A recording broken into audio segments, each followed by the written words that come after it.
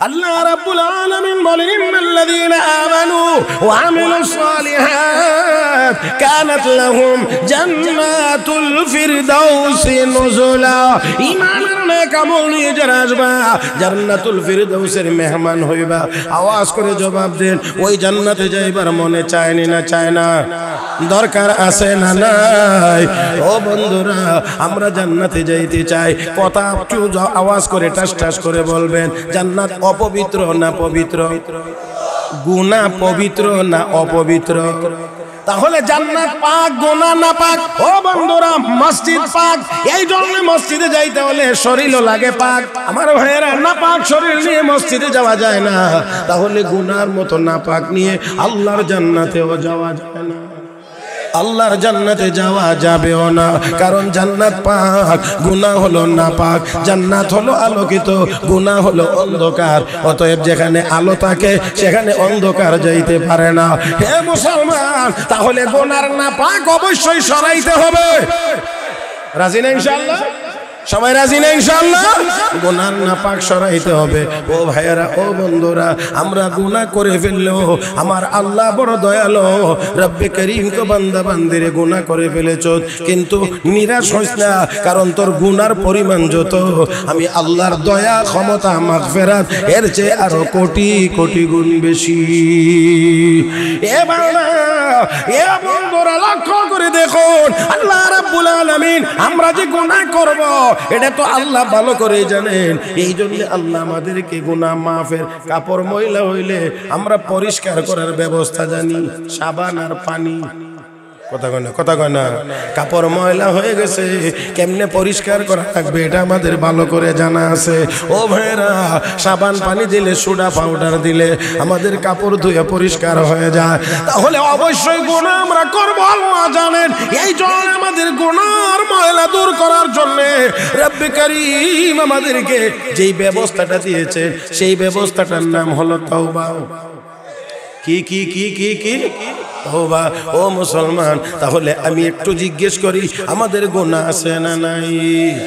আছে। যদি গুনাহ থাকে তাহলে এই গুনাহ থাকতো না, মাফ হয়ে যাইতো।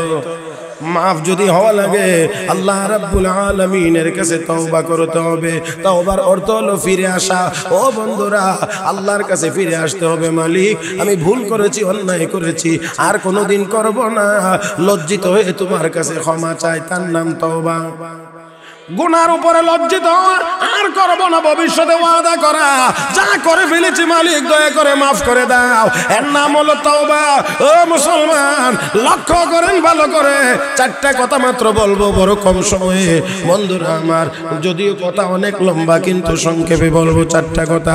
এক নাম্বার, তওবার দ্বারা আমি যেই কথাগুলো বলতে চাই, তওবার দ্বারা লাভ কি, ফায়দা কি? ও মুসলমান, চারটা কথা। এক নাম্বার হলো তওবার দ্বারা রব্বুল আলামিন জীবনের সব গুনাহ মাফ করে দেন।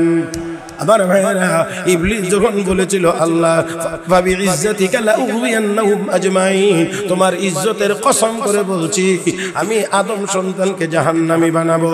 আমি ডান দিক দিয়ে হামলা করব, বাম দিক দিয়ে হামলা করব, সামনের দিক দিয়ে করব, পিছন দিক দিয়ে করব।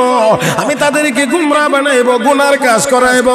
রব্বুল আলামিন করাইবি 1000 বছর গুনাহ করাইবি। 1 বছর, 2 বছর, 100 বছর, 200 বছর, 1000 বছর গুনার কাজ করাইবি। সাকরাত আরম্ভ হওয়ার আগে আমার বান্দা যদি বুঝতে পারে গুনার কাজ করেছে, আর আমাকে যদি কলব থেকে একবার ডাক দে, ও মালিক, ভুল করেছি, অন্যায় করেছি, মাফ করে দাও, শয়তান ইবলিস রে 1000 বছরে যত গুনাহ করাইবে সব গুনাহ আমি আল্লাহ এক ডাকে মাফ করে দেব। ও মুসলমান, তাহলে প্রথম নাম্বার পুরস্কার হলো তওবার দ্বারা সব গুনাহ কি হয়? জোরে কোন, জোরে কোন, জোরে কোন, সব গুনাহ মাফ। কুল ইয়া ইবাদিয়াল্লাযীনা আসরাফু আলা আনফুসিহিম লা তাকনাতু মির রাহমাতিল্লাহ ইন্নাল্লাহা ইয়াগফিরুয যুনুবা জামিআ ইন্নাহু হুয়াল গফুরুর রাহিম। আল্লাহ রাব্বুল আলামিন বলেন জীবনের সব গুনাহ মাফ। ইন্নাল্লাহা ইয়াগফিরুয যুনুবা জামিআ, সব গুনাহ আল্লাহ রাব্বুল আলামিন মাফ করে দিবেন। এক নাম্বার। দুই নাম্বার পুরস্কার হলো রাব্বুল আলামিন বলেন রে বান্দা বান্দি, আমি আল্লাহ বড় দয়ালু, তুই যখন আমার কাছে চাস আল্লাহ মাফ করে দাও, এই বলে যখন চোখের পানি ছেড়ে দেস আমার রহমতের দরিয়ায় তখন ঢেউ উঠে যায়। আমার রহমতের দরিয়ায় তখন ঢেউ উঠে যায়। শুধু মাফ করে দিলে আমার ঢেউ থামে না। হে বান্দা বান্দি, আমি আল্লাহ দুই নাম্বার পুরস্কার দেব, তোর জিন্দেগির সব গুনাহগুলোকে আমি আল্লাহ সওয়াব দ্বারা বদলায়া দেব। মজলিস বড় সুন্দর, মঞ্চে অনেক উলামা একরাম, যা দেখলে অনেক মনটা অনেক বড় হয়ে যায়। কারণ অনেক মঞ্চে আল্লাহ মাঝে মাঝে আমরা ওয়াজে লাগায় কেউ তাহেন সভাপতির চেয়ারটা শুদ্ধ খালি ফেলায় তুই জায়গা বুঝা যায় যেন ইতিম। আলহামদুলিল্লাহ উলামা একরামের হায়াতে বরকত দান করুক, যারা এত রাত্রে এই সুন্দর করে স্টেজটা ভরে রাখছেন আল্লাহ তাদের হায়াতের মধ্যে বরকত দান করুন। বাকিটা জীবন দ্বীনের খাদেম হিসাবে থাকার তৌফিক আল্লাহ দান করুন বলি আমিন। আয়াতে কারিমার অংশ তিলাওয়াত করেছি, ছোট্ট একখানা হাদিসের টুকরা তিলাওয়াত করেছি। তারই আলোকে আপনাদের খেদমতে কয়েকটি কথা বলার আশা করেছি। আল্লাহ যেন বলবার, শুনবার, বুঝবার এবং আমল করবার তৌফিক দান করেন। মহব্বতের সাথে সবাই বলি আমিন। মুহতারাম হাজিরিন, আল্লাহ রাব্বুল আলামিন আমাকে আপনাকে সৃষ্টি করেছেন আল্লাহর ইবাদত করার জন্য, নেক আমল করার জন্য, সওয়াবের কাজ করার জন্য। কিন্তু দুর্ভাগ্য আমাদের যে আজকে আমাদের সওয়াবের তুলনায় গুনাহ অনেক বেশি হয়ে গেছে। ঠিকঠাক কবে কইবেন? যদি আমরা লক্ষ্য করি তাহলে দেখব যে আমাদের দিন রাতের ভিতরে অধিকাংশ সময় গুনার কাজের মধ্যে যায়। যদি দেশ হিসাবে দেখি তাহলে দেখা যাবে দিন রাত 24 ঘন্টার মধ্যে বেশিরভাগ সময় এই দেশে বহু গুনার কাজ হয়। বেশিরভাগ সময়ে শুধু গুনার কাজ হইতে আছে। আল্লাহ কি আমাকে আপনাকে গুনার জন্য, গুনাহ করার জন্য পাঠাইছেন? বলেন না একটু। আল্লাহ রাব্বুল আলামিন আমাকে আপনাকে বানাইছেন আল্লাহর ইবাদত করার জন্য, নেক আমল করার জন্য, সওয়াবের কাজ করার জন্য। কথা বলেন ঠিক কিনা? কিন্তু এরপরেও আমাদের পিছনে শয়তান লাগা আছে, গুনার কাজ করাইবে। দেখেন শয়তান আল্লাহ রাব্বুল আলামিনের সামনে যখন আল্লাহ বলছিলেন আদমকে সেজদা কেন করলেন, আমি নির্দেশ দিলাম, আমি তো আদমের চেয়ে শ্রেষ্ঠ। আদমকে মাটি দিয়ে বানাইছো, আমার আগুন দিয়ে বানাইছো, আগুন উপরে যা, মাটি নিচে যা, তো আমি উল্টা যাব কেন? আল্লাহ রাব্বুল আলামিনের হুকুমের সামনে সে তার যুক্তি পেশ করেছে। কথা খেয়াল করতে হবে। আল্লাহ বলেছেন সেজদা করো, সে যুক্তি দেখাইছে যে আমি শ্রেষ্ঠ, কারণ আমাকে আগুন দিয়ে বানাইছো, আগুন উপরে যা, মাটি নিচের দিকে যা। এক যুক্তি দেওয়ার কারণে লক্ষ লক্ষ বছরের ইবাদত নষ্ট হয়ে গেছে। কথা বলেন, কথা বলেন, কথা বলেন। আমার ভাইয়েরা, আমার বন্ধুরা, তাহলে বুঝতে হবে ইসলামে আল্লাহর হুকুমের সামনে, নবীর নির্দেশের সামনে কোনো যুক্তি চলতে পারে না। আল্লাহ আপনারা গরম করতে করতে আমার টাইম যাবে, খোলাটা গরম করেন ঠিকঠাক। আর একটু ভালো আওয়াজে বলতে পারবেন তো? জোরে কোন। আল্লাহর হুকুমের সামনে দুনিয়ার কারো যুক্তি চলতে পারে না। মাশাআল্লাহ, এখন কিছুটা হইছে আর কি। কথা বলেন, একটু কথা বলবেন বলে আমি আশা করছি।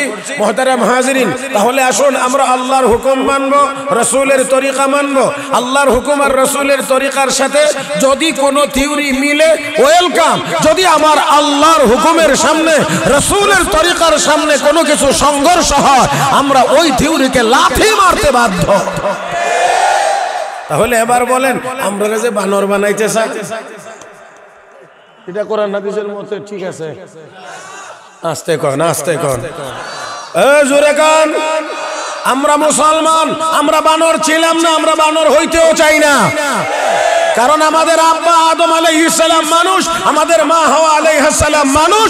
আমরা মানুষের ঘর থেকে মানুষ হিসেবে জন্ম নিয়েছি। আল্লাহ রাব্বুল আলামিন বলেন, ইয়া আইয়ুহান নাস الناس إنا خلقناكم من ذكر وأنثى وجعلناكم شعوبا وقبائل لتعارفوا إن أكرمكم عند الله أتقاكم يا أيها الناس اتقوا ربكم الذي خلقكم من نفس واحدة وخلق منها زوجها وبث منهما رجالا كثيرا ونساء واتقوا الله الذي تساءلون به والأرحام إن الله كان عليكم رقيبا আরেকটু মহব্বতে আল্লাহ রাব্বুল আলামিন বলেন ও দুনিয়ার মানুষ এখানে ইমানদার বলছেন না মিয়া সাহেবের দল বলছেন না ঠিক না নামাজি বলেন নাই বেনামাজি বলেন নাই ইয়া আইয়ুহান নাস হে দুনিয়ার মানুষ ইন্না খলাকনাকুম মিন যাকারিন ওয়া উনসা একজন পুরুষ একজন মহিলা থেকে তোমাদেরকে বানাইলাম পুরুষের নাম আদম আর মহিলার নাম হাওয়া হে মুসলমান আমাদের বাবা মানুষ আমাদের মা মানুষ অতএব আমরাও মানুষের ঘর থেকে জন্ম নেওয়া মানুষ আমরা বানর ছিলাম না আমরা বানর হতেও চাই না বানর হয়ে থাকলে দারুণ বানর ছিল তার বাপ দাদা বানর হতে পারে তার অনুসারীরা বানর হতে পারে আমরা মুসলমানেরা কোনদিন বানর হতে পারি না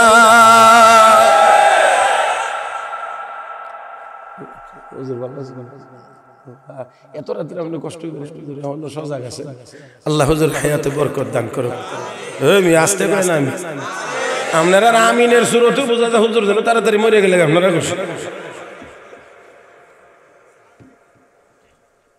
মুহতারাম হাজিরিন আমার অত্যন্ত শ্রদ্ধাভাজন ব্যক্তিত্ব দিরার উলামায়ে কেরামদের মধ্যে যাদেরকে সবচেয়ে বেশি শ্রদ্ধা করি এর মধ্যে হুজুর একজন হুজুর আমাকে অত্যন্ত স্নেহ করেন আল্লাহ হুজুরকে দীর্ঘ নেক হায়াত দান করুন হুজুরের খেদমত যেন আল্লাহ চালু রাখেন হুজুরের নকশে কদমে যেন আল্লাহ আমাদেরকে চলার তৌফিক দান করেন মুহতারাম হাজিরিন সারা দুনিয়ায় শকুন চিল কাকেরা উড়তে আছে কেমন করে ইসলাম আর মুসলমানদেরকে খতম করা যায় মুসলমানের ঈমান আর আমলকে ধ্বংস করে দেওয়া যায় নষ্ট করে দেওয়া যায় আমি আজকে আপনাদেরকে নিয়ে একটি কথা বলে দিতে চাই যে আমরা মুসলমান ওই জাতির নাম যেই জাতি কখনোই একসাথে ঘুমায় না আপনারা মনে হয় কথাটা এখন বুঝছেন না সবাই বন্ধুরা আমরা মুসলমানেরা সব সময় সবাই একসাথে ঘুমায় কথাটা কি আপনারা বুঝছেন আসলে আরে কিছু মুসলমান গাফেল হয়ে যাইতে পারে বেনামাজি হয়ে যাইতে পারে বেরোজাদার হয়ে যাইতে পারে কিন্তু এই দেশের সব মুসলমান এত গাফেল হয়ে যায় না নিশ্চয়ই এই দেশে অনেক মুসলমান সজাগ আছে বিশেষ করে এই দেশের উলামায়ে কেরাম সজাগ আপনাদের একটা কথা মনে রাখবেন খেয়াল করবেন আর যদি আপনারা এটাকে আক্ষরিক অর্থে ব্যবহার করেন তাও দেখা যাবে দিন রাত 24 ঘন্টার ভিতরে সব মুসলমান ঘুমায় না কেউ না কেউ কোনো না কোনো মুসলমান অবশ্যই অবশ্যই রাতে জাগ্রত থাকে কেউ আল্লাহর ইবাদত করে والذين يبيتون لربهم سجدا وقياما والذين يقولون ربنا اصرف عنا عذاب جهنم إن عذابها كان غراما إنها ساءت مستقرا ومقاما আল্লাহর কিছু প্রিয় বান্দা বান্দি আছে যারা রাতের শেষ ভাগে উঠে মালিকের দরবারে হাজিরা দেয় আরো জোরে আরো জোরে আরো জোরে মালিকের দরবারে হাজিরা দেয় নামাজে দাঁড়িয়ে যায় সেজদায় মালিকের কদমে পড়ে যায় ওই বান্দাগুলো ওই বান্দিগুলো ওই শেষ রাতে নামাজ পড়ে যেই মজা পায় নামাজের সেজদায় গিয়ে সুবহান রাব্বিয়াল আলা বলে যারা তারা যেই মজা পায় এই মজা দুনিয়াদারেরা কোনোদিন রাত প্রাসাদে ঘুমায়ও পায় না ও বন্ধুরা আল্লাহর ইবাদতের ভিতরে এই মজা আছে দুনিয়ার আর কোন জায়গাতে মজা টাকা যত বেশি বেমজা তত বেশি। যেখানে টাকা সেখানে মারামারি, যেখানে টাকা সেখানে কাটাকাটি, যেখানে মারামারি, যেখানে টাকা সেখানে গিয়ে দেখবেন হট্টগোল গন্ডগোল। আমার বন্ধুরা লক্ষ্য করে দেখেন, ভালো করে খেয়াল করে দেখেন, দুনিয়ার পিছনে যত দৌড়াইবেন দুনিয়া আপনার ততই আগে থাকবে, আপনি শুধু দৌড়াইবেন। আমার কথা বুঝতে অসুবিধা হয়? হ্যাঁ, আমি খুতবা কত ছোট্ট করে পড়ছি, আয়াত ছোট্ট করে পড়ছি, হাদিস ছোট করে পড়ছি সময় বাঁচানোর জন্য। আপনারা শুনলে অবাক হয়ে যাবেন যে আগামীকালকের প্রথম মাহফিল আমার কুমিল্লা মুরাদনগর, তারপরে এরপর একটা হইলো কুমিল্লার ব্রাহ্মণপাড়া, 2 থানায় 2টা। আর আমি এখন মাত্র নি আর শুধু দিরাই সুনামগঞ্জ হইলে তো যে মনে আছেন দিরাই, তাও যদি হুজুরের মাদ্রাসারই দিক দিয়ে হইতো তাহলে তো এক কথা আছিল। মাশাআল্লাহ, ইয়ান আইতে আইতে কোমরে খতমে নুস পড়ে।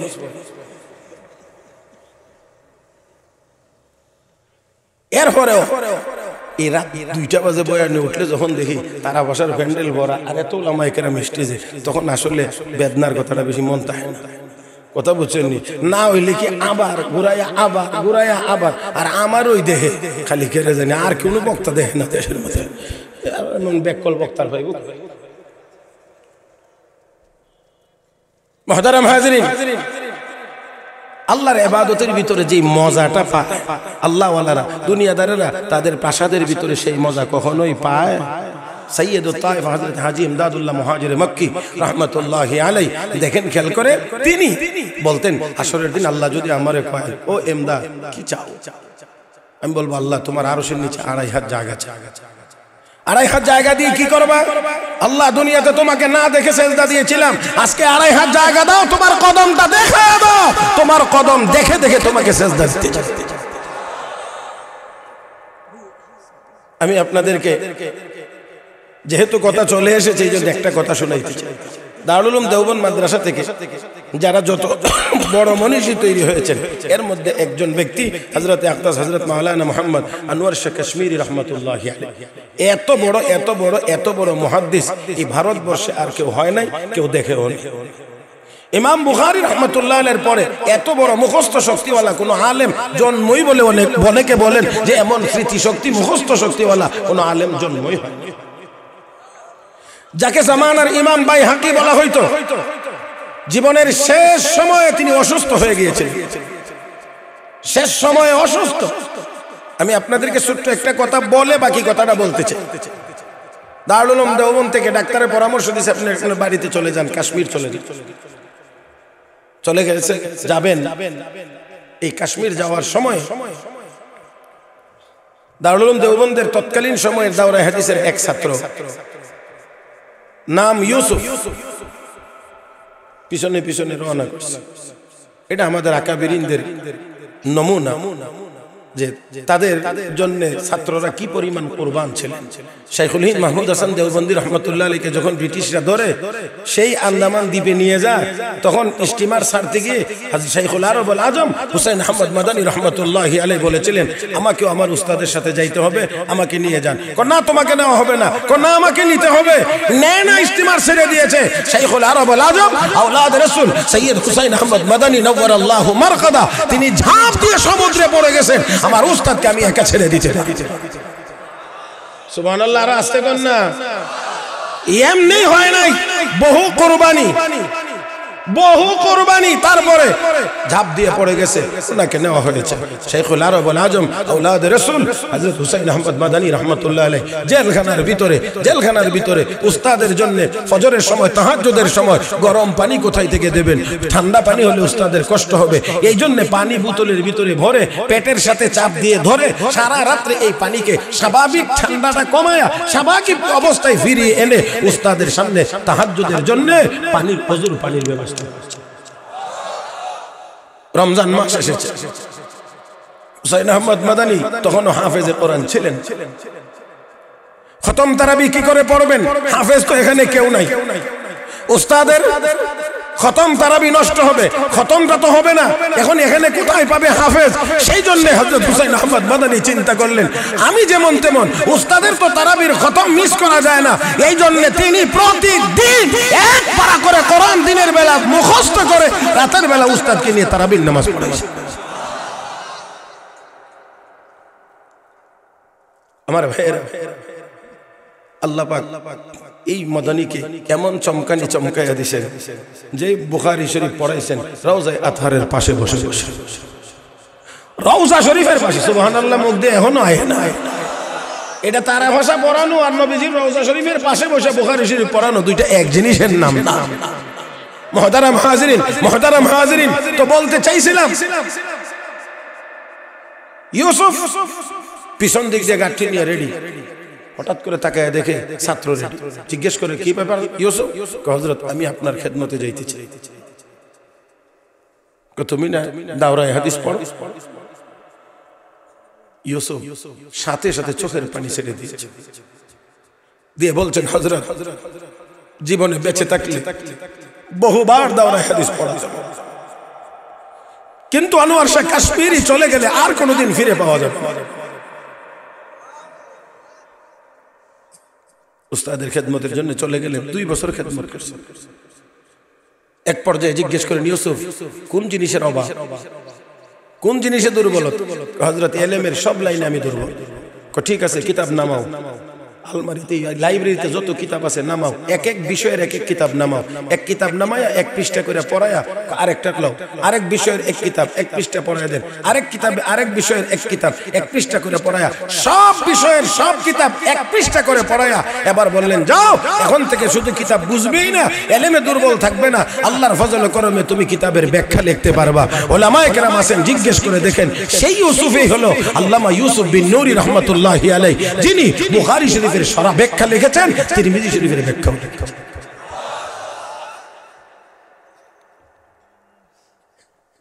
মুহতারাম হাজিরিন, সেই আল্লামা আনোয়ার শাহ কাশ্মীরি রাহমাতুল্লাহি আলাইহি বাড়িতে অসুস্থ অবস্থা, তৎকালীন সময়ে সবচেয়ে বড় এক ফিতনা, এখনো এই ফিতনা অনেক বড় ফিতনা, সেটা হলো কাদিয়ানি ফিতনা।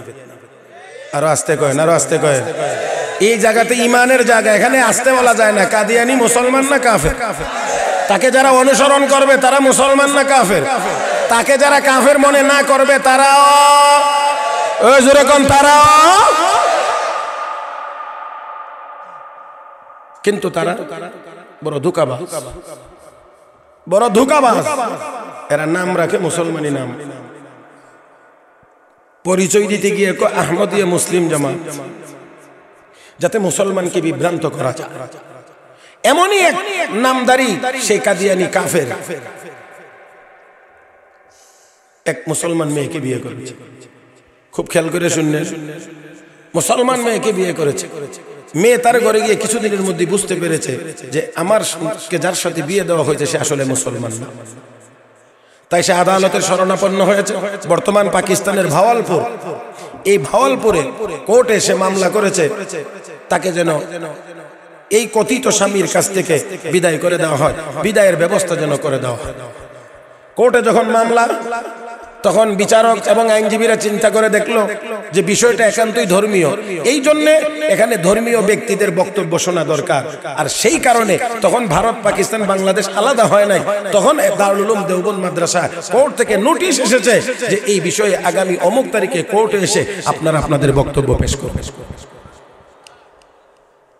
মুফতি আজম হিন্দুস্তান মুফতি কিফায়াতুল্লাহ সাহেব রাহমাতুল্লাহ আলাইহি সহ সিনিয়র কয়েকজন উলামায়ে কেরাম সেই বিষয়ে প্রস্তুতি নিতে শুরু করলেন। সব প্রস্তুতি সম্পন্ন করে যখন কোর্টে যাওয়ার তারিখ হয়ে গেছে, তখন ওনারা যাওয়ার সময় মনে সবাই সিদ্ধান্ত নিলেন যে আমাদের সকলের উস্তাদ হযরত মাওলানা আনোয়ার শাহ কাশ্মীরি রাহমাতুল্লাহ আলাইহির সাথে সাক্ষাৎ করে বিষয়টা একটু বলে ওনার কাছ থেকে আমরা একটু দোয়া নিয়ে যাব। সবাই মিলে গেলেন, গিয়ে বললেন হযরত এই অবস্থা, আমরা কোর্টে যাচ্ছি, আপনার কাছে দোয়া নেওয়ার জন্য এসেছি। উনি এতই অসুস্থ ছিলেন, বাহিরে কোথাও সফরে যাইতে পারেন না। আমার বন্ধুরা, এমন রোগে আক্রান্ত, বাহিরে সফরে যাওয়া ওনার জন্য বড় কঠিন ছিল। আপনারা শুনলেই বুঝবেন, অনেক রোগ আছে যেখান থেকে রক্ত ঘন ঘন পড়ে বা সব সময় পড়ে। এমন কোন রোগে আক্রান্ত ছিলেন, এই জন্য তিনি যাইতে পারবেন না। মনে করে ওনার কাছে দোয়ার জন্য গিয়েছেন। যেই মাত্র ওনার কাছে গেছেন, ঘটনা খুলে বলেছেন, তখন তিনি বললেন, তোমাদেরকে যদি কাদিয়ানীরা এমন প্রশ্ন করে কি জবাব দেবা? এই প্রশ্ন করলে কি জবাব দেবা? উত্তর দিতে আছেন হযরত মাওলানা আনোয়ার শাহ কাশ্মীরি রাহমাতুল্লাহি আলাইহি বলেন, মাশাআল্লাহ তোমরা ভালো প্রস্তুতি নিয়েছো, তবে একটা কথা শুনে রাখো, কাদিয়ানি বহুত বড় মাক্কার হতে হ্যায়, কাদিয়ানি বহুত বড় মাক্কার হতে হ্যায়। কাদিয়ানিরা বড় ধোঁকাবাজ হয়, বাটপার হয়।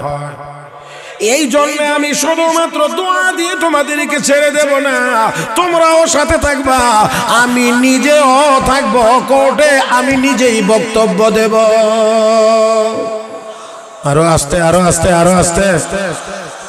আমি নিজেই বক্তব্য দেব। আওয়াজ করে বলেন, লোকটা সুস্থ না অসুস্থ? অসুস্থ ব্যক্তি কথা বললেন আমি কোর্টে যাব, আমি নিজেই গিয়ে বক্তব্য দেব।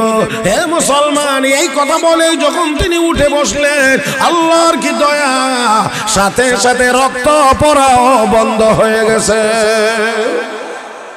আমার বন্ধুরা, কোর্টে যখন গিয়েছে বক্তব্য দেওয়া শুরু হয়েছে, প্রথমেই ওই কাদিয়ানির পক্ষে গিয়ে কাদিয়ানি উকিল বক্তব্য দেওয়া শুরু করেছে। বক্তব্য দেওয়া শুরু করলে ও মুসলমান, এক পর্যায়ে সে কিতাবের হাওয়ালা বা উদ্ধৃতি দিতে আরম্ভ করেছে। মাওলানা আনোয়ার শাহ কাশ্মীরি রাহমাতুল্লাহি আলাইহি দাঁড়াইলেন, দাঁড়িয়ে বললেন, মাননীয় আদালত, যেই কিতাবের যেই পৃষ্ঠার নাম বলে সে উদ্ধৃতি দিতে আছে, আমি চ্যালেঞ্জ করলাম এই কিতাবের এই পৃষ্ঠায় এই কথা নাই। এত আস্তে আল্লাহু আকবার। যেই কিতাবের যেই পৃষ্ঠা উল্লেখ করে সে বক্তব্য দিতে আছে, ওয়ালাবা রেফারেন্স দিতে আছে, আমি চ্যালেঞ্জ করলাম এই কিতাবের এই পৃষ্ঠায় এই কথা নাই। এবার আদালত যাচাই বাছাই করে গিয়ে দেখে সত্যি কিতাবের ভিতরে এই কথা নাই, কিন্তু কিতাবের নাম ব্যবহার করে ধোঁকাবাজি করছে। ওই যে তিনি বলেছিলেন কাদিয়ানি বহুত বড় মাক্কার হতে, এরা সব বড় ধোঁকাবাজ হয়। এবার বিচারক বলছেন, ঠিক আছে তুমি বসে যাও, তোমার আর কোনো বক্তব্য নাই, তুমি মিথ্যাবাদী প্রতারণার আশ্রয় নিয়েছো, আর কোনো বক্তব্য চলবে না। এবার কে আপনাদের বক্তব্য দিবেন? মাওলানা আনোয়ার শাহ কাশ্মীরি রাহমাতুল্লাহি আলাইহি দাঁড়াইলেন বক্তব্য দেওয়ার জন্য। ও মুসলমান, একটু আগে আবারও বলছি, এখনো বলবেন, উনি সুস্থ না অসুস্থ? অসুস্থ মানুষ বক্তব্য দেওয়ার জন্য দাঁড়াইছেন। আমার ভাইয়েরা, আমার বন্ধুরা, এবার তিনি বক্তব্য দেওয়া শুরু করলেন। দিতে গিয়ে কিতাবের হাওয়ালা, যেই কিতাবের উদ্ধৃতি দিবেন প্রথমে কিতাবের নাম, এরপরে তিনি বলেন কিতাবের লেখককে, কত সালে তার জন্ম, কত সালে তার মৃত্যু, ওই কিতাবের কোন পৃষ্ঠায় আছে, এবারও তিনি বর্ণনা দেওয়া শুরু করলেন। যেই কিতাবের কথা বলেন কিতাবটা নিয়ে বিচারকের সামনে টেবিলের মধ্যে রাখেন। এইভাবে করে বক্তব্য চলছে। আমার বন্ধুরা, যেই মানুষটি ছিল অসুস্থ, ওই মানুষটি দাঁড়িয়ে 1 ঘন্টা 2 ঘন্টা নয় 5 ঘন্টা বক্তব্য দিয়েছেন। 5 ঘন্টা বক্তব্যের ভিতরে তিনি 250 কিতাবের উদ্ধৃতি দিয়েছেন। সুবহানাল্লাহ, জোরে কোন, জোরে কোন।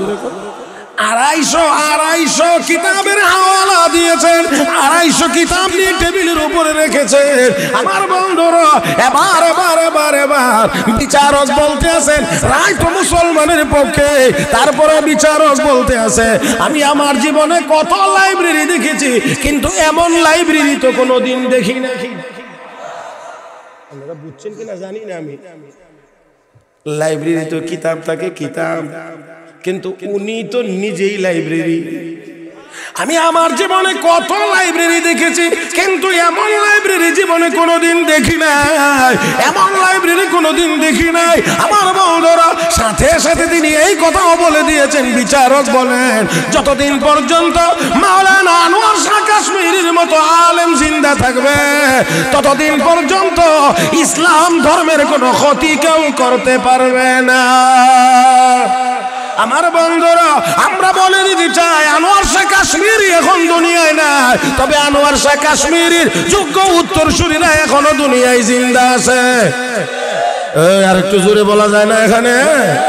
এখন মাওলানা আনোয়ার শাহ কাশ্মীরির ওই উত্তরসূরিরা জীবিত আছে, এখনো জিন্দা আছে, তারা সতর্ক আছে।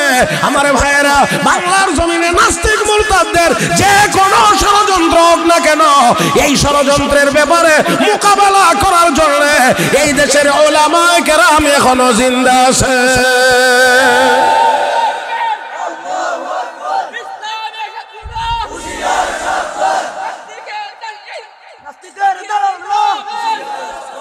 এ মুসলমান, যিনি স্লোগান দিবেন কি দিবেন আগে নিজে ঠিক করেন। আপনারাও আল্লাহু আকবার বলার দরকার হলে আস্তে বলবেন।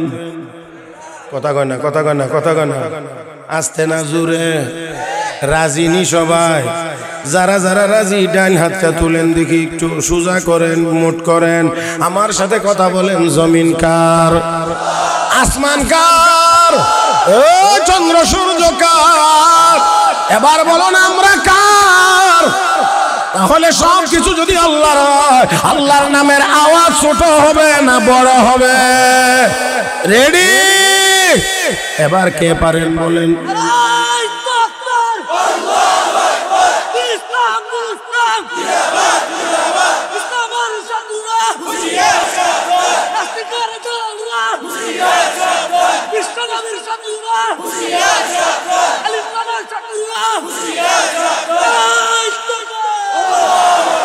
মাশাআল্লাহ, এখনের আওয়াজে বোঝা যায় ইমানি চেতনা আছে। কি কন, কি কন, কি কন, কি কন? আরে মুসলমান, দুনিয়ায় বাঁচা যাবে না এমনেও, এমনেও বাঁচার কোনো ব্যবস্থা নাই। তাহলে শিয়ালের মতো লেজ গুটিয়ে মরে কোনো লাভ নাই। আমরা হযরতে হুসাইনের মতো ময়দানে অহংকার দিয়ে মরতে চাই। আমার বন্ধুরা, তবে আসুন, তবে আসুন, আমি যেই কথা বলছিলাম আর যে আয়াত পড়েছিলাম, যত কিছুই করতে চাই না কেন, অবশ্যই গুনাহগার যদি হয়ে যায়, গুনাহগাররা কোনোদিন সাহস করে কথা বলতে পারে না। ও বন্ধুরা, আমাদের আকাবিরিনরা তারা আমাদের মতো এত গুনার কাজ করতেন না। এই জন্য ব্রিটিশদের মতো শক্তিশালী বাহিনীর বিরুদ্ধে তারা লড়াই করে গিয়েছেন। শাইখুল আরবুল আজম আওলাদের রাসূল হযরত সৈয়দ হুসাইন আহমদ মাদানী রাহমাতুল্লাহি আলাইহি মঞ্চে গিয়েছেন। তিনি কাফনের কাপড় নিয়ে গেছেন সাথে করে, ভূগোলের নিচ থেকে বের করে দিয়ে দেখাইছেন, এই যে কাফনের কাপড় আমি সাথে করে নিয়ে এসেছি। আমার বন্ধুরা রে, আমরা তো ওই মুসলমান, ওই জাতি যারা বেঁচে থাকলেও লাভ, যারা মরে গেলেও লাভ, যারা বাঁচলেও লাভ, যারা মরলেও লাভ। আমরা বাঁচবো তো গোলামি করবো কার? আর যদি মরে যায় তাহলে চলে যাব আল্লাহর জান্নাতে। ও বন্ধুরা, থাকবো আল্লাহর গোলামি করব। আর যদি মরে যায় তো আল্লাহর জান্নাতে চলে যাব, কারণ জান্নাত তো আমাদের বাড়ি। রাজি না মনে এটা মানতে? জান্নাত তো আমাদের বাড়ি, দুনিয়া হলো আমাদের ক্ষেত খামার। যদি খেয়াল করেন, বুঝেন, আপনারা খেতে কেন যান? খেনে যান কাজ করার জন্য, ফসল পরে কর, কিছু বুঝছেন? Line serial. ও বন্ধুরা, খেতে যান কাজ করতে, হয়তো ক্ষেত রুইতে যান, না হয় ক্ষেত বাঁচতে যান, না হয় খেতে সার দিতে যান, না হয় খেতে পানি দিতে যান, সর্বশেষ খেতে যান কাটবার জন্য ধান। তাহলে মূল কথা হলো, খেতে কেউ কেন যায়? কাজ করার জন্য। কেউ খেতা বালিশ লয়ে গিয়া খেতে ঘুমায় না। কথা কনা রে, খেতে গিয়ে কেউ ঘুমায় না, কেউ খেতে গিয়ে খাইতে যায় না। মুরগার রোস্ট আর গরুর গোশত নিয়ে কেউ খেতে খাওয়ার জন্য যায় না, খেতে যায় কাজ করার জন্য। ও বন্ধুরা, খাওয়া আর আরামের জন্য হলো বাড়ি, এই দুনিয়া আমাদের জন্য খেত। ইমানদাররা এখানে এখানে আল্লাহর ইবাদত বন্দেগী করবে, কাজ করবে, আর ইমানদার ওই মেহমানখানা জান্নাতের ভিতরে গিয়ে খাইবে আর আরাম করবে। আমার বন্ধুরা, আল্লাহ রাব্বুল আলামিন বলেন, ইন্নাল্লাযীনা আমানু ওয়া আমিলুস সালিহাত কানাত লাহুম জান্নাতুল ফিরদাউসি নুজুলা। ঈমানের নেক আমল নিয়ে যারা আসবা, জান্নাতুল ফিরদাউসের মেহমান হইবা। আওয়াজ করে জবাব দেন, ওই জান্নাতে যাইবার মনে চায় না? চায় না? দরকার আছে না নাই? ও বন্ধুরা, আমরা জান্নাতে যাইতে চাই। কথা একটু আওয়াজ করে টাস টাস করে বলবেন, জান্নাত অপবিত্র না পবিত্র? গুনাহ পবিত্র না অপবিত্র? তাহলে জান্নাত পাক, গুনাহ না পাক? না পাক। ও বন্ধুরা, মসজিদ পাক, এই জন্য মসজিদে যাইতে হলে শরীরও লাগে পাক। আমার ভাইয়েরা, নাপাক শরীর নিয়ে মসজিদে যাওয়া যায় না, তাহলে গুনার মতো নাপাক নিয়ে আল্লাহর জান্নাতেও যাওয়া যায় না, আল্লাহর জান্নাতে যাওয়া যাবেও না। কারণ জান্নাত পাক, গুনাহ হলো নাপাক। জান্নাত হলো আলোকিত, গুনাহ হলো অন্ধকার। অতএব যেখানে আলো থাকে সেখানে অন্ধকার যাইতে পারে না। হে মুসলমান, তাহলে গুনার নাপাক অবশ্যই সরাইতে হবে। রাজি না ইনশাআল্লাহ? সবাই রাজি না ইনশাআল্লাহ? গুনার নাপাক সরাইতে হবে। ও ভাইয়েরা, ও বন্ধুরা, আমরা গুনাহ করে ফেললেও আমার আল্লাহ বড় দয়ালু। রব্বে করিম কো বান্দা বান্দিরে গুনাহ করে ফেলেছ, কিন্তু নিরাশ হইস না, কারণ তোর গুনার পরিমাণ যত, আমি আল্লাহর দয়া, ক্ষমতা, মাগফিরাত এর চেয়ে আরো কোটি কোটি গুণ বেশি। এ বান্দা, এ বন্ধুরা, লক্ষ্য করে দেখুন, আল্লাহ রাব্বুল আলামিন আমরা যে গুনাহ করব এটা তো আল্লাহ ভালো করে জানেন। এই জন্য আল্লাহ আমাদেরকে গুনাহ মাফের, কাপড় ময়লা হইলে আমরা পরিষ্কার করার ব্যবস্থা জানি, সাবান আর পানি। কথা কয় না? কাপড় ময়লা হয়ে গেছে, কেমনে পরিষ্কার করা লাগবে এটা আমাদের ভালো করে জানা আছে। ও ভাইরা, সাবান পানি দিলে, সোডা পাউডার দিলে আমাদের কাপড় ধুয়ে পরিষ্কার হয়ে যায়। তাহলে অবশ্যই গুনাহ আমরা করব, আল্লাহ জানেন। এই জন্য আমাদের গুনার ময়লা দূর করার জন্য রব্বে করিম আমাদেরকে যেই ব্যবস্থাটা দিয়েছে, সেই ব্যবস্থাটার নাম হলো তাওবা। কি কি কি কি কি তওবা। ও মুসলমান, তাহলে আমি একটু জিজ্ঞেস করি, আমাদের গুনাহ আছে না নাই? আছে। যদি গুনাহ থাকে তাহলে এই গুনাহ থাকতো না, মাফ হয়ে যাইতো। মাফ যদি হওয়া লাগে আল্লাহ রাব্বুল আলামিনের কাছে তওবা করতে হবে। তওবার অর্থ হলো ফিরে আসা। ও বন্ধুরা, আল্লাহর কাছে ফিরে আসতে হবে। মালিক, আমি ভুল করেছি, অন্যায় করেছি, আর কোনোদিন করব না। লজ্জিত হয়ে তোমার কাছে ক্ষমা চাই, তার নাম তওবা। গুনার উপরে লজ্জিত আর করব না, ভবিষ্যতে ওয়াদা করা, যা করে ফেলেছি মালিক দয়া করে মাফ করে দাও, এর নাম হলো তওবা। ও মুসলমান, লক্ষ্য করেন ভালো করে, চারটা কথা মাত্র বলবো বড় কম সময়ে। বন্ধুরা আমার, যদিও কথা অনেক লম্বা, কিন্তু সংক্ষেপে বলবো চারটা কথা। এক নাম্বার, তওবার দ্বারা আমি যেই কথাগুলো বলতে চাই, তওবার দ্বারা লাভ কি, ফায়দা কি? ও মুসলমান, চারটা কথা। এক নাম্বার হলো তওবার দ্বারা রব্বুল আলামিন জীবনের সব গুনাহ মাফ করে দেন। আবার ভাইরা, ইবলিস যখন বলেছিল আল্লাহ ফাবি ইজ্জাতিকা লা উগওয়িয়ান্নাহুম আজমাইন, তোমার ইজ্জতের কসম করে বলছি আমি আদম সন্তানকে জাহান্নামী বানাবো। আমি ডান দিক দিয়ে হামলা করব, বাম দিক দিয়ে হামলা করব, সামনের দিক দিয়ে করব, পিছন দিক দিয়ে করব। আমি তাদেরকে গুমরাহ বানাইবো, গুনার কাজ করাইবো। রব্বুল আলামিন করাইবি 1000 বছর গুনাহ করাইবি। 1 বছর, 2 বছর, 100 বছর, 200 বছর, 1000 বছর গুনার কাজ করাইবি। সাকরাত আরম্ভ হওয়ার আগে আমার বান্দা যদি বুঝতে পারে গুনার কাজ করেছে, আর আমাকে যদি কলব থেকে একবার ডাক দেও, মালিক ভুল করেছি, অন্যায় করেছি, মাফ করে দাও, শয়তান ইবলিস রে 1000 বছরে যত গুনাহ করাইবে সব গুনাহ আমি আল্লাহ এক ডাকে মাফ করে দেব। ও মুসলমান, তাহলে প্রথম নাম্বার পুরস্কার হলো তওবার দ্বারা সব গুনাহ কি হয়? জোরে কোন, জোরে কোন, জোরে কোন, সব গুনাহ মাফ। কুল ইয়া ইবাদিয়াল্লাযীনা আসরাফু আলা আনফুসিহিম লা তাকনাতু মির রাহমাতিল্লাহ ইন্নাল্লাহা ইয়াগফিরুয যুনুবা জামিআ ইন্নাহু হুয়াল গফুরুর রহিম। আল্লাহ রাব্বুল আলামিন বলেন জীবনের সব গুনাহ মাফ। ইন্নাল্লাহা ইয়াগফিরুয যুনুবা জামিআ, সব গুনাহ আল্লাহ রাব্বুল আলামিন মাফ করে দিবেন। 1 নাম্বার। 2 নাম্বার পুরস্কার হলো রাব্বুল আলামিন বলেন, রে বান্দা বান্দি, আমি আল্লাহ বড় দয়ালু, তুই যখন আমার কাছে চাস আল্লাহ মাফ করে দাও, এই বলে যখন চোখের পানি ছেড়ে দেস, আমার রহমতের দরিয়ায় তখন ঢেউ উঠে যায়। আমার রহমতের দরিয়ায় তখন ঢেউ উঠে যায়। শুধু মাফ করে দিলে আমার ঢেউ থামে না। হে বান্দা বান্দি, আমি আল্লাহ 2 নম্বর পুরস্কার দেব। তোর জিন্দেগির সব গুনাহগুলোকে আমি আল্লাহ সওয়াব দ্বারা বদলায়া দেব।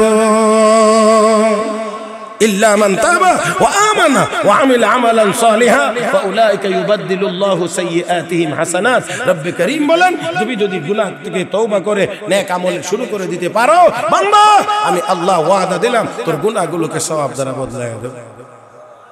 সুবহানাল্লাহ। আস্তে আর একটু জোরে। তাহলে আগে গুনাহ ছিল 1 লাখ, এখন তওবার কারণে সওয়াব হয়ে যাবে 1 লাখ। ও বন্ধুরা, 3 নম্বর পুরস্কার আল্লাহ রাব্বুল আলামিন বলেন। আমি যে আয়াতের অংশ তেলাওয়াত করেছি, আল্লাহ এখানে বলেন ইন্নাল্লাহা ইউহিব্বুত তাওয়াবিন, যারা তওবা করে আমি স্বয়ং আল্লাহ শুধু মাফ করে দেই না, গুনাহগুলোকে সওয়াব দ্বারা বদলায়া দেই না, আমি আল্লাহ নিজে তাকে ভালোবাসতে থাকি। আপনারা উলামায়ে কেরামের কাছ থেকে জানতে পারবেন, শুনতে পারবেন, শুনবেন যে রাসূলের একজন সাহাবীর নাম ছিল দিহিয়াতুল কালবি রাদিয়াল্লাহু তাআলা, যিনি কুফরি জীবনে অনেকগুলো মেয়েকে জীবিত দাফন করেছে। তারা মেয়ে হইলে নিজেকে মানে কলঙ্কিত মনে করত, মেয়ে হইছে। আহা, এই দুনিয়ার মানুষ কবে জানি বুঝবে তা জানি না। আমার নবী সেই জায়গা থেকে উদ্ধার করে মহিলাদেরকে মায়ের আসনে বসাইছে। কথা কয় না। আর নবী ঘোষণা দিয়েছেন আল জান্নাতু তাহতা আকদামিল উম্মাহাত, সন্তানের বেহেশত মায়ের পায়ের নিচে।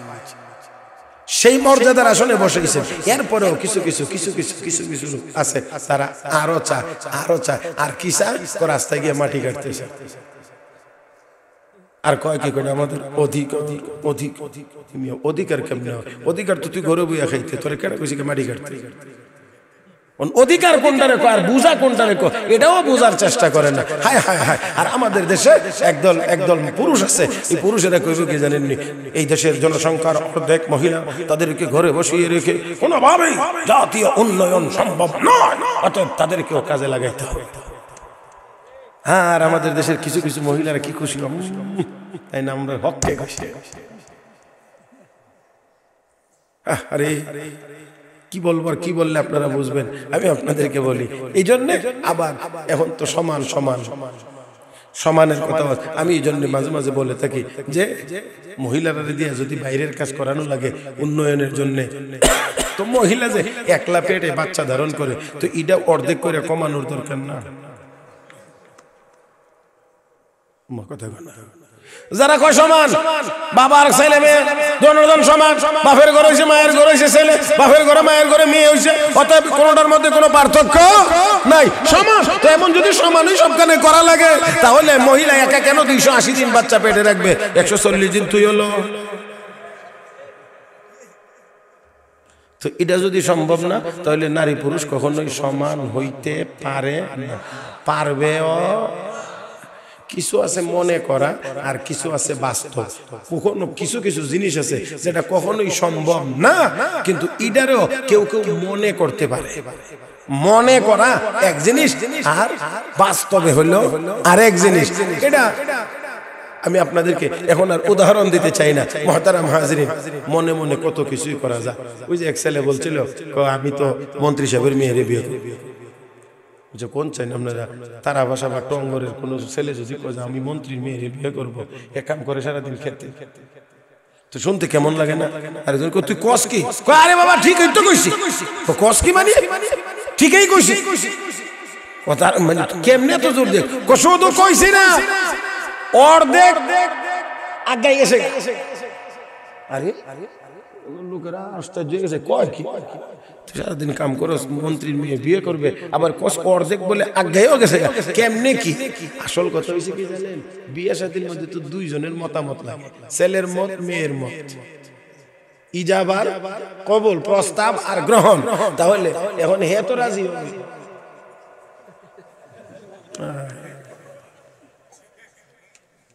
হে তো রাজি হবে, হে রাজি হলে তো অর্ধেক তো হইছে।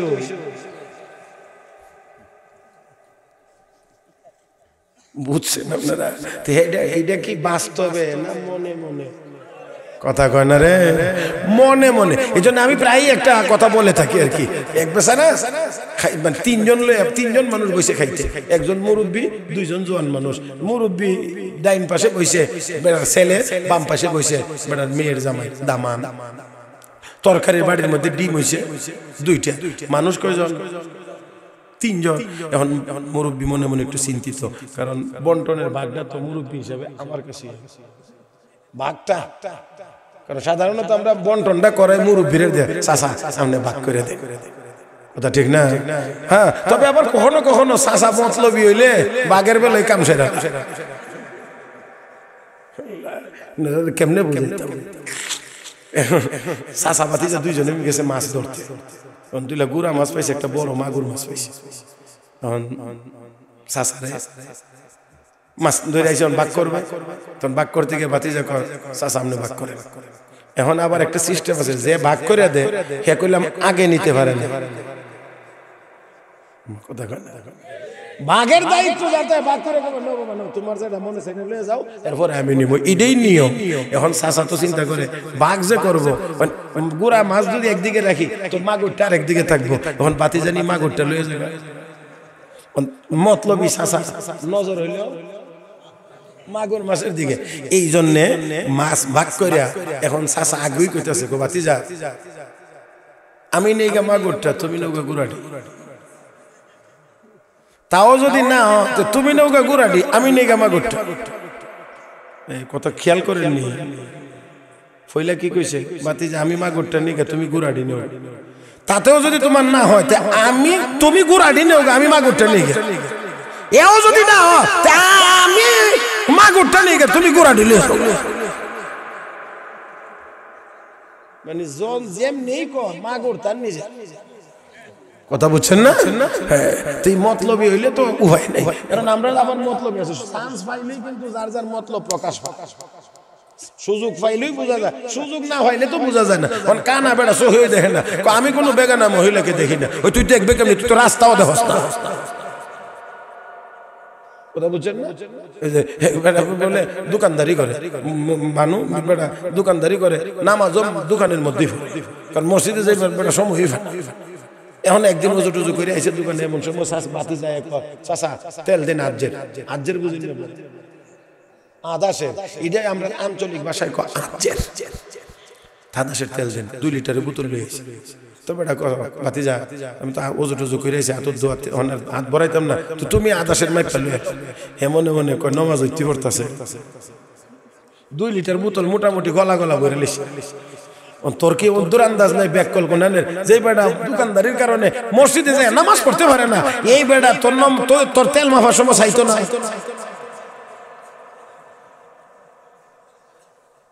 বুঝছেন না আপনারা?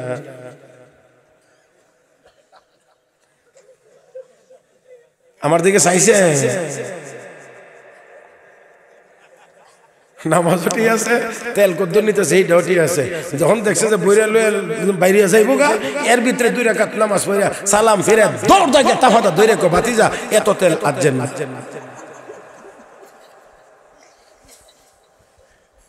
আল্লাহ কষ্ট হইতেছে না আপনারা?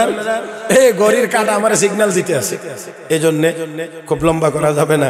মতলব কি জানি কইতে মাছিলাম, হ্যাঁ তো এই মতলবই ভাগ বাটোয়ারা না। কোন বেটা তো পড়ছে বিপদে, কি 2টা ডিম কেমনে ভাগ করুম, প্রতিটারই যদি 3 টুকরা করে করি তো ডিম থাকবে না, পাউডার হয়ে যাবে। একটা সুরত আছে, একটা ডিম রে 2 ভাগ করে লইলে 2 জন রে দিলাইলে একটা আস্থা থেকে গেলে, কোন বড় বিপদ হইছে আস্থাটা কারে দেয়। মানে আস্থাটা যদি ছেলেরে দেয় তো জামাই কইব আমার কি দাম আছে, পুতরে নেম দাম। এখন যদি নিজে খেলা তো আরো বড় বিপদ করবে। ওই মুরব্বী দিকে বাঘের দায়িত্ব দিলাম, আস্থাটা তাই রেখে দেলায় যদি মেয়ের জামাইরে দাম আনবে তো ছেলে কইব দেখো আমি ভূত হইয়া আস্থাটা হইলাম না, মেয়ের জামাইয়ের দাম বেশি, ইতস্ততা করতেছে। মেয়ের জামাই আছে একটু ফাঁক, হ্যাঁ বুঝা লেছে, বুঝা বা কি মনে করেন না 3টা ডিম কয়টা মনে করতো কয়টা, আর একটা তোর বাপের বাড়িতে আইব। শ্বশুর চালাক কম না, ছেলে দিলাইছে আস্তা একটা, নিজে লইয়ে নিছে আস্তা। মনে করতো 3টা ডিম, ভাগনার ঘরের ভাগনা তো রাখ তখন ছেলে আমরা দিছি আস্তা একটা, নিজে খায় আস্তা একটা, বলে হে কিতা করবো, হে খালি এখন বাতে হাতে কিছে আমার ডিম, কো বাবা ডিম একটা দিছি আমার ছেলেরে, একটা নিছি আমি, আর তুমি তোমার মনে মনে ডিমটা দিয়ে খায়। এখন কবে খাইব মনে মনে ডিম? তো পাকনামি সব জায়গাতে করা যায় না, কারণ এখানে মনে করার কথা কইলে লস আছে, জোরে কোন ঠিক না। এই জন্য ইসলাম বলে মহিলাকে যতটুকু সম্মান যেখানে দেওয়ার দরকার, ইসলাম সেখানে ততটুকু সম্মান মহিলাদেরকে দিয়েছে। আর একটু জোরে বলেন, এর চেয়ে যদি বেশি পাকনামি করতে যান সমাজ ঠিক রাখা যাবে না। আজকে এরপরেও আমাদের দেশের প্রগতিশীলরা পর্দার বিধানকে লঙ্ঘন করে মহিলাদেরকে বাহিরে নেওয়ার কারণে আজকে 2.5 বছরের বাচ্চা পর্যন্ত ধর্ষিত হয়, 80 বছরের বৃদ্ধা পর্যন্ত ধর্ষণের শিকার হয়, চলন্ত গাড়িতে পর্যন্ত মা বোনদের ইজ্জত নষ্ট হয়। আমার ভাইয়েরা, সেজন্য আসেন ইসলামের নবী ওইখান থেকে উঠাইছেন। যাক, আমার বলার কথা ছিল, অনেকগুলো মেয়েকে তিনি জীবিত দাফন করেছেন, মুসলমান হওয়ার পরে অনেক কান্নাকাটি করেছেন। আমি লম্বা কথা বলতে চাই না। আল্লাহর নবী তাকে সান্ত্বনা দিচ্ছিলেন, কালেমা পড়ছো, মুসলমান হইছো, পিছনের জীবনের গুনাহ মাফ, সব মাফ, সব মাফ, সব মাফ, সব মাফ।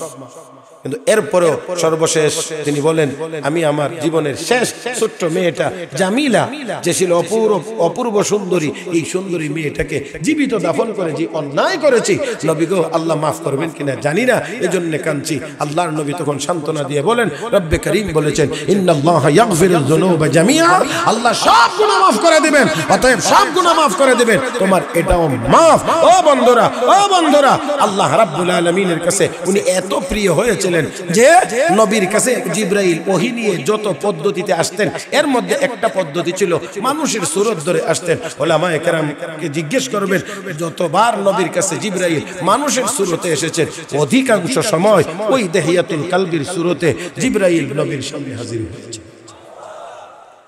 ইন্নাল্লাহা ইউহিব্বুত তাওয়াবিন।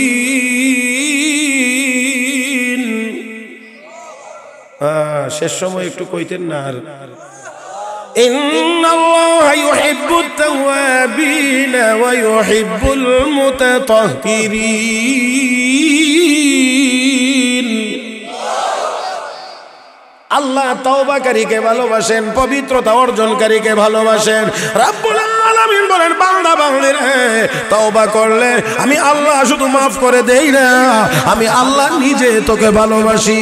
ও মুসলমান, 4 নম্বর পুরস্কার আল্লাহ রাব্বুল আলামিন বলেন, তুবু ইলাল্লাহি জামিআন আইয়ুহাল মুমিনুন লাআল্লাকুম তুফলিহুন। ও দুনিয়ার মানুষেরা, ঈমানদারেরা, যদি সফলতা চাও তাহলে আমি আল্লাহর কাছে ফিরে আসো, তওবা করো। সফলতার চাবিকাঠি আল্লাহ তোমাদের হাতে উঠায়া দেব। হে মুসলমান, সম্পদ দিয়ে, অস্ত্র দিয়ে, গোলা বারুদ দিয়ে কাফের বেঈমানদের মোকাবেলা সম্ভব না। যদি মোকাবেলা করতে হয় মাথা উঁচু করে দাঁড়াইতে হয়। আসুন তওবার মাধ্যমে গুনাহগুলোকে মালিকের কাছ থেকে মাফ করায় নেই। গুনাহ ছেড়ে দিয়ে আমরা আবার নেককার হয়ে যাই। আমি জন্যে বলি 200 কোটি মুসলমান আমরা এই পৃথিবীতে। শাহজালাল মুজাররদ ইয়ামানি আল্লাহু আকবারের আওয়াজে গর্গবিন্দের দালান ভেঙে গিয়েছে। মুসা কালিমুল্লাহর আল্লাহু আকবারের আওয়াজে ও বন্ধুরা ফেরাউনের মসনদ ভেঙে চুরমার হয়ে গেছে। ইব্রাহিম খলিলুল্লাহর আল্লাহু আকবারের আওয়াজে নমরুদের মসনদ ভেঙে গিয়েছে। আমার ভাইয়েরা, 200 কোটি মুসলমান তওবা করে গুনাহ ছেড়ে দিয়ে নেককার হয়ে আমরা এখনো যদি আবার আল্লাহু আকবারের স্লোগান দিতে পারি, আমার বিশ্বাস দুনিয়ার সব কাফের বেঈমানদের শাহী মসনদ এখনো ভেঙে চুরমার হয়ে যাইতে পারে। অসম্ভব না সম্ভব ভাইরা। তাহলে আসুন আজকে জীবনের সব গুনার উপরে লজ্জিত হয়ে, অনুতপ্ত হয়ে এই নজরুলের রহমতের সময়ে বুজুর্গদের সাথে আমরা তওবা করব ইনশাআল্লাহ। কথা কয় না মুহতারাম হাজিরিন। তাহলে আসুন 4টা লাভ বলছি। 1 নম্বর সব গুনাহ মাফ, 2 নম্বর আল্লাহ গুনাহকে সওয়াব দ্বারা বদলায় দিবেন, 3 নম্বর হলো আল্লাহ নিজে ভালোবাসবেন, 4 নম্বর আল্লাহ সফলতা দান করবেন। আজকে আমাদের অবস্থা বড় খারাপ, সারা পৃথিবীতে মুসলমানেরা নির্যাতিত। তাই আসুন আমাদেরকে দাঁড়াইতে হবে, সেই গুনাহ মুক্ত হয়ে দাঁড়াতে হবে। আর গুনাহ যদি মুক্ত হওয়া লাগে তাহলে তওবা করতে হবে। তওবা কেমনে করবেন, কোন জিনিসের নাম তওবা? যদি করতে হয় তাহলে আগে জানতে হবে, আর যদি জানতে চান তাহলে অবশ্যই দ্বীনের ইলম লাগবে। ইলম যদি অর্জন করতে চান তাহলে অবশ্যই মাদ্রাসা লাগবে। জোরে কর না এই ভাই, এখন গেলাম উঠতেন না। টাকা টুকা তো মাওলানা রাজীবপুরি যা ছিল মোতায়েন সাহেবের পকেটে সব লয়ে লিস, কথা বুঝছেন না? আর চান্দা করার ইচ্ছাও আমার খুব একটা নাই, দেলাইছে এটাও ভালোই হয়েছে। এই জন্যে আমি আর আপনাদেরকে বিরক্ত করব না। তবে একটা এমন একটা টাইম, যেই টাইমের মধ্যে মনটা চায় আর কি, যে আপনাদের কাছে একটু বলতাম মাদ্রাসার জন্য 5টা মিনিট সময়, এর বাইরে আমি যাব না, যাইতে পারবো না। অতএব এই 5 মিনিটের